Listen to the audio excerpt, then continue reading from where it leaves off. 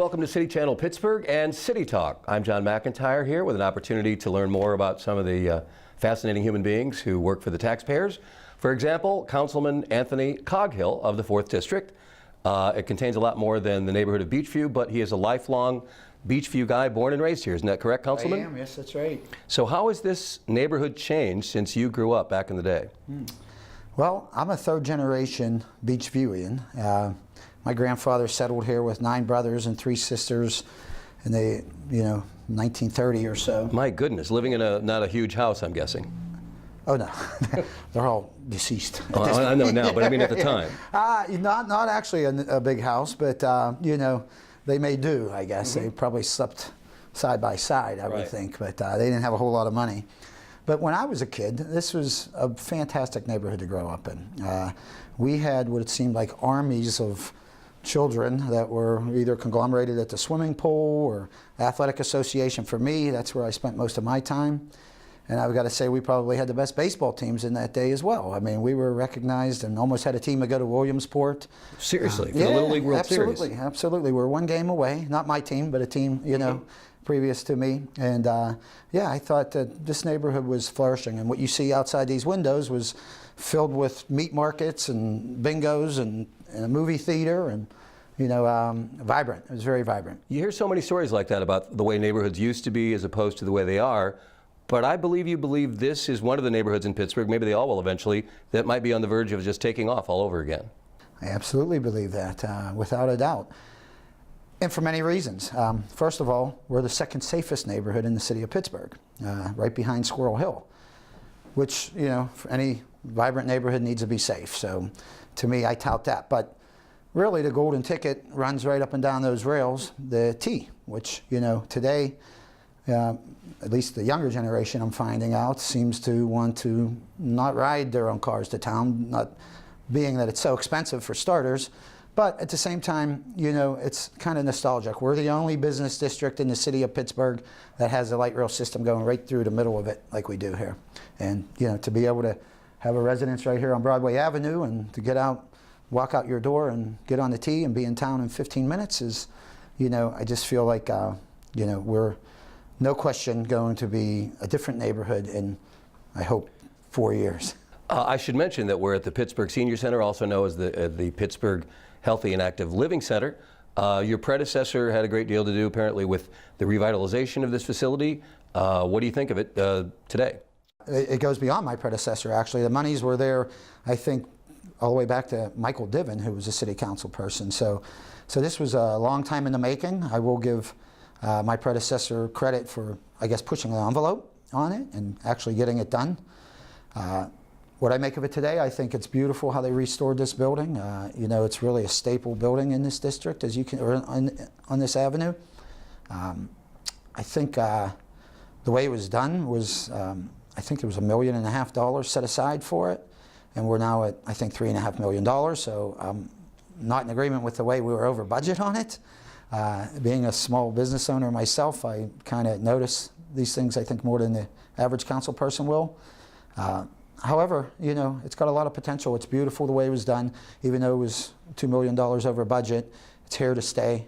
I'm happy it was done. I'm happy Councilwoman Rudiak pushed it, and we're sitting here, because I don't think we'd have another place to do this interview had we not completed this place in this neighborhood.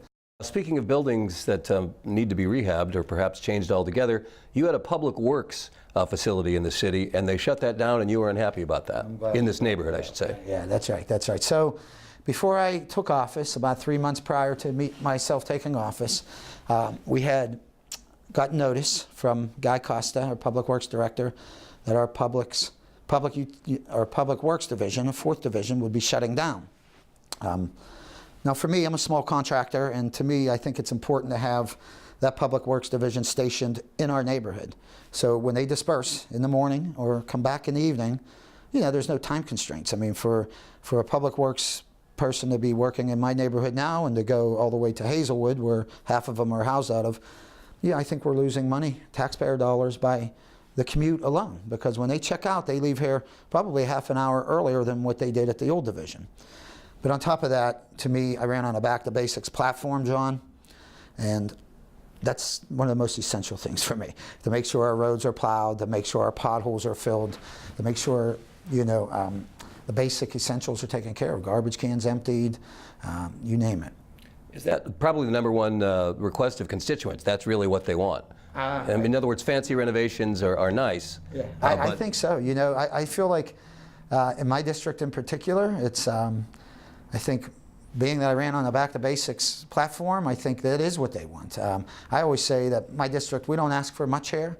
There's many, many things that we pay taxpayer dollars for to support citywide issues, which is fine and good because we're about the city as a whole as well. However, I think what we really want is our basic issues, meaning, everything and anything that you need to get back and forth to work, and of course, public safety. So. You are nothing if not persistent, because this is your fourth time, and this time successfully, running for City Council. And you mentioned to me, as we were talking beforehand, that if it didn't work this time, you were done. That's right. That's right. Well, I had. So it must be pretty rewarding to have accomplished your goal. It is very rewarding, I will say. And you're right. I am persistent, and I think that's going to be a quality that, bodes well for me in the City Council chambers, and I think it already has. And within the first 2 weeks, I failed to mention the mayor has committed to build a new public works facility per my request. And I had some help from Teresa Kell-Smith, who's also, borders my district, and I consider her as somewhat of a mentor, so she's chimed in and helped out with that as well. But yes, I am persistent, at everything and anything I do in life. However, this was going to be the last time I had ran. I'm blessed and happy that the voters saw to it that, this was the time for me and the right time for me, I think, as well. And, going back to my previous races, I had always done well. So it's not like I ran and, the first time was a special election. I was kind of clueless and really didn't know. I just knew I wanted to serve the community in a better way. I was born and raised here, and, I feel like I know the 4th District like nobody else. So that's why I ran the first time, and that was many, many years ago. After that, there was, I did very well in the special election, only losing by a few percentage points. Second time around was against the incumbent, our magistrate now, who I consider actually a good friend, Jimmy Motznick, and I lost that by 150 votes out of like 8,000 votes. So, the lure was always there to come back and try again. Third time around, it was myself, another person from this district, and Natalia Rudiak squeaked in. So you've got the trolley running down here, obviously, in the Main Street Broadway. I love calling it a trolley. That's good. Is that not accurate? No. It sounds more old-timey and classic. That's right. I love a trolley. Who doesn't like a trolley? It's a little Fred Rogers. I was going to say, you're waiting for Mr. McFeely to pop up somewhere. There you go. Right. Speedy delivery. But this makes it awkward, at least in your view, from what I understand, to put like bike lanes on this particular main drag. Right. And of course, that's been a big issue in the city of Pittsburgh. It has been an issue citywide, I will say. And we do, through my good friend, State Senator Fontana, we have some monies coming into the neighborhood, and the city has chipped in. So we do have a revitalization project starting next year here. Now, one of the big sticking issues was we have plenty of bike enthusiasts as well. Many of the people here were opposed to it. Many people were for adding bike lanes. Bike Pittsburgh had come in, and they had talked about the will and wanting to do that.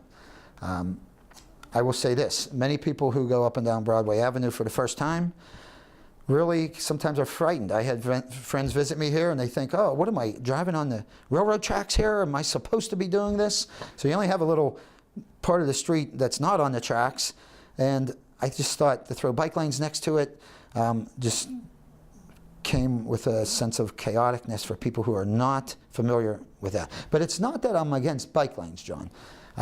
I'm for bikes, and I just feel like at this time is not the right time. We're really trying to fill these buildings with landlords and get developers to buy them and have people inhabit them first. But you're also trying to make sure there's a viable path to the city from here for those who are bike enthusiasts and want to ride into town. I'm glad you mentioned that, John, because I was out Friday. I took a nice long hike with the folks from Bike Pittsburgh.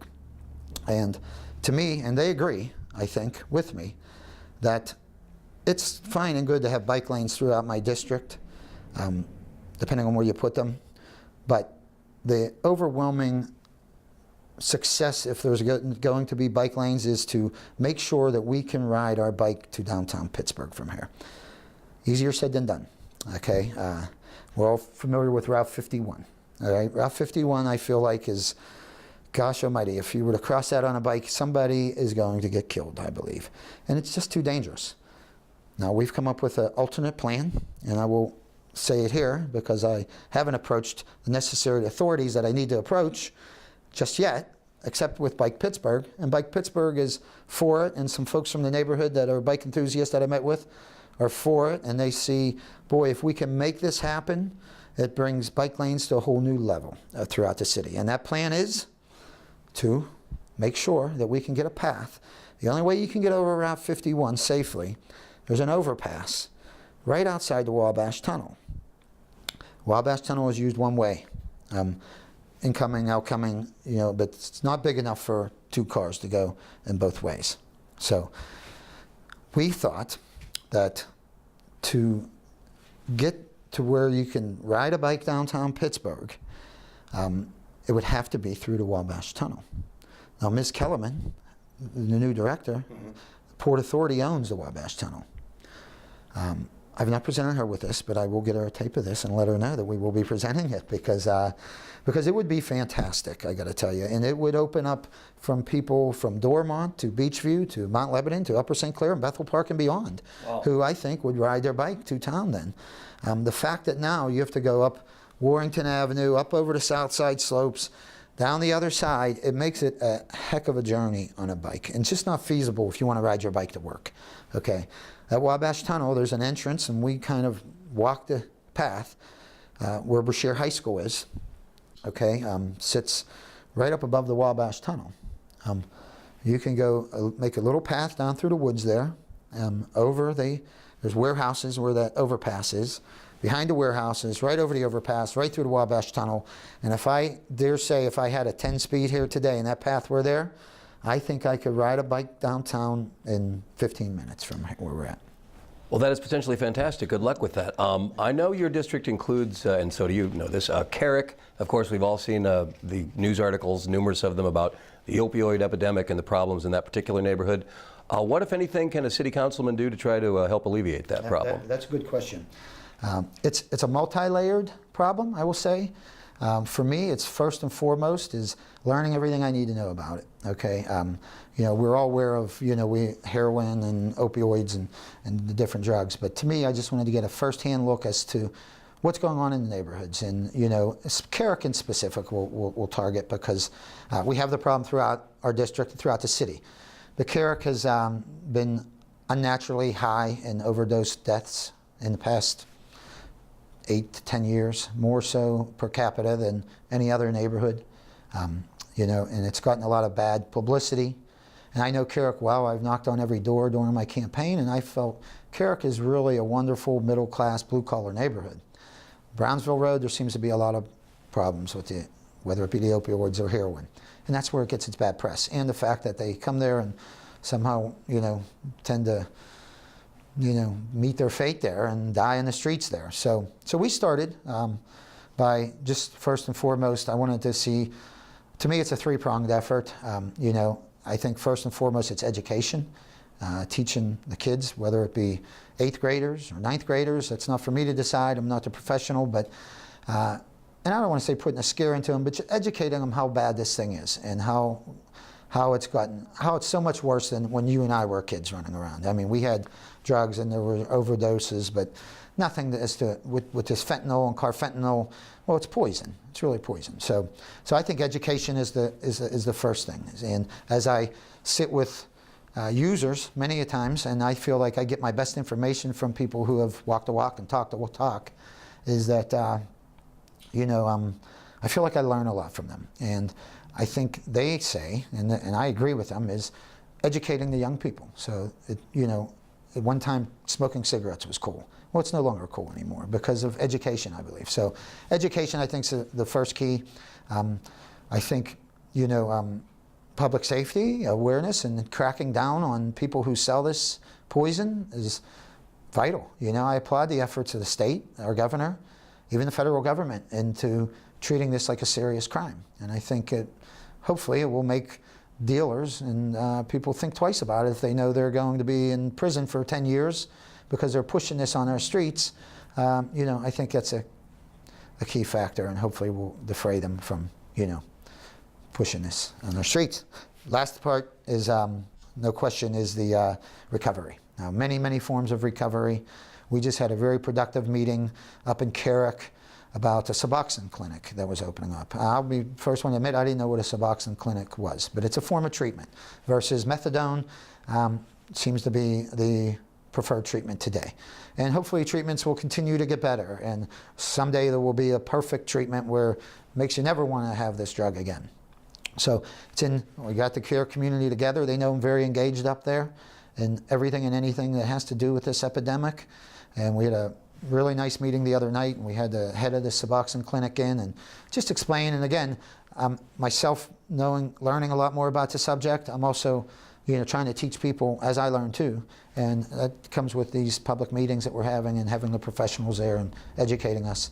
And I just gave away a proclamation to a former Penguin. You'll remember Kevin Stevens, Sure. Who was a recovering addict himself. His classic case, I think 80% of all addicted people to opioids or heroin, they kind of graduate to heroin, they start from prescription drugs. 80%, it's a large number.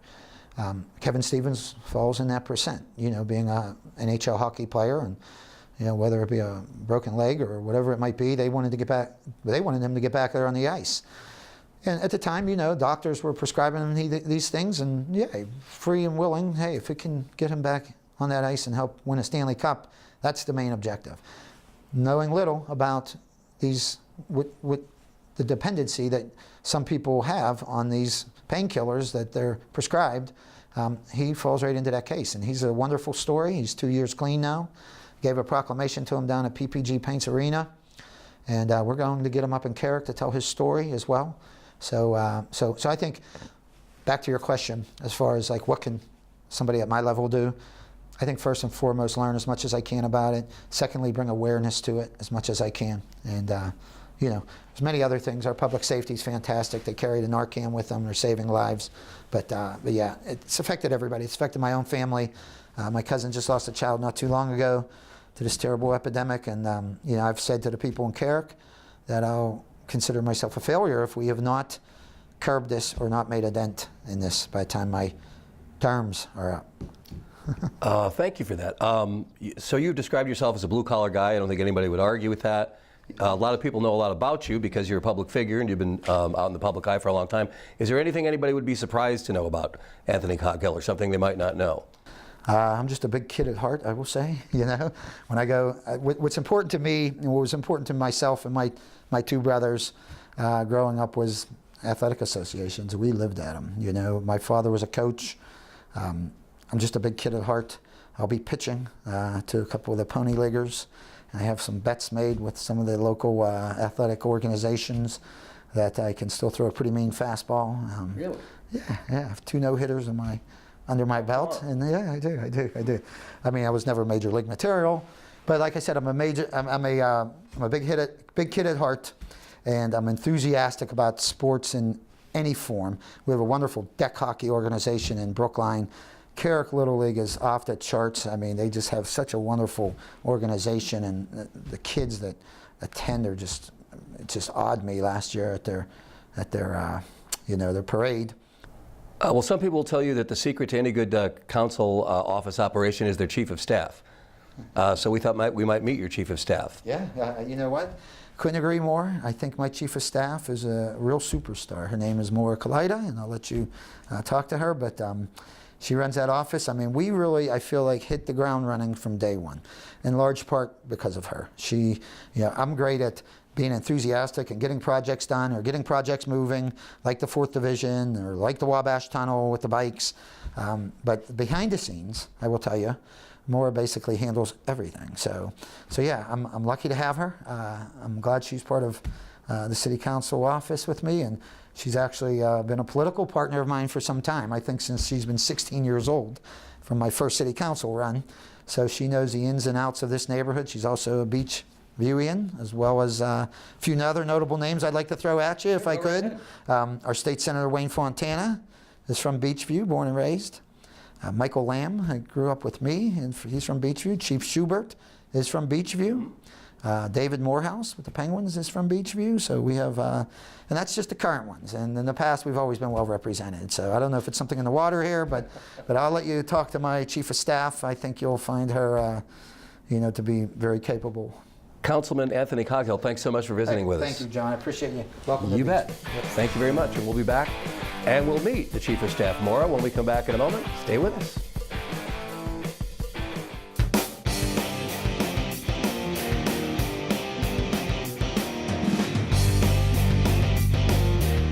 Hi, I'm Mayor Bill Peduto, and you are watching City Channel Pittsburgh.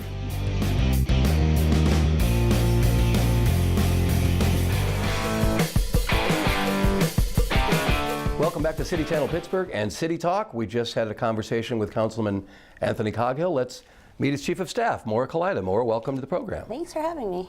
How did you end up the Chief of Staff? The Councilman mentioned you've been working on his campaign since you were 16 years old. So. I have. We've been together a long time. Anthony and I have worked together on numerous campaigns, not only City Council, but other neighborhood races and citywide races as well, since I was in my teens. And I've always thought that he was a strong just candidate and a hard worker, and always follows through on what he promises. So it was an easy choice to make when I was offered this position. He mentioned you're not afraid to disagree with him, which I suspect is a good thing because nobody wants a bunch of yes men and yes women around them. That's true. We have many disagreements, but we both come from very strong places in our hearts that we feel that we have to come to some kind of compromise to make sure that we're serving everybody in the best way possible. And so we always do come to that end. Your public service extends beyond service to the City Council. You're also a member of the school board. Yes. I am serving my first term as a school board member for Pittsburgh Public Schools. I represent District 6, which covers some of District 4 City Council. I have Beachview and Brookline. I do not have Carrick. I have Mount Washington instead. Mm-hmm. But yes, I have a background in education, and I'm very passionate about that. And it's one of the things that I bring to this office. I asked the councilman if there's anything that people might not know about him, and he mentioned that he's a big kid at heart. Is there anything else that you know that the people don't know? And not stuff you don't want to reveal, of course. Anthony is a very loving person, and he has a girlfriend of 23 years who he absolutely adores, and he treats her like a queen. So it is very sweet to see that side of him. And that would surprise people. I think so. You haven't been in City Council in the office as Chief of Staff that long. Is there anything that's surprising you so far? Yeah, we've been there about 3 months now, a little over that. I think one of the biggest surprises coming in for us was not only the constituent calls regarding the Back to Basics sort of campaign that we ran, but one of the other issues that comes up a lot for us has to do with water. And that's water in many ways. It's stormwater runoff, it's stormwater management, it's the PWSA, it's Penn American. So we deal a lot with issues in the community that we didn't really hear on the doors in the campaign, but it's been a very big learning experience for our whole office. And our office staff has been wonderful at just learning and diving in and getting to know everybody. We have Katie, our constituent liaison, and we have Bobby, who handles a lot of these water issues. And we work well with the department heads on trying to figure out solutions to each problem as they come to fruition. And how is it serving the constituents? It seems to me to be at least a little bit more skepticism toward government in general everywhere, not just in the city of Pittsburgh. Do they think that they have confidence in you, or are they going to wait and see the result? I think that we've, even in our 3 short months, shown that we follow through on problems that are brought to us. We have a very strict policy of getting back to our constituents and trying to resolve the problems that arise. We have a log that we keep of every issue that comes into our office so that we can make sure we're addressing it. And even if we can't provide the best answer, we still want to make sure that we're working to make sure that that constituent is satisfied and that they have a path forward. And they want a response, and you make sure they get one way or the other. Right, exactly. So what would you like to accomplish most in your term as Chief of Staff for the councilman? I think we share a lot of the similar goals. We want to make sure that our business districts are thriving. We also want to hit on the opioid issue, which is very big and very concerning in this district in particular. And we want to just make sure that we're taking care of constituents' basic needs, and that includes not only the public works and garbage collection and paving roads and things like that, but also making sure that everybody has great water and basic education, and making sure that everybody's primary needs are met so that we can look to future goals. Back to basics, that really seems to have struck a chord in the community. Yes, yeah. I mean, we got a lot of feedback that that's just kind of what was needed. They wanted somebody that would come in and really look to be a problem solver, and come in and do that. And I think Anthony's done very well so far. Moira Kaleida, anything you'd like to add? No, that's all. It's been a pleasure meeting you. Thank you so much. Thank you. I'm John McIntire. You've been watching City Channel Pittsburgh. See you next time.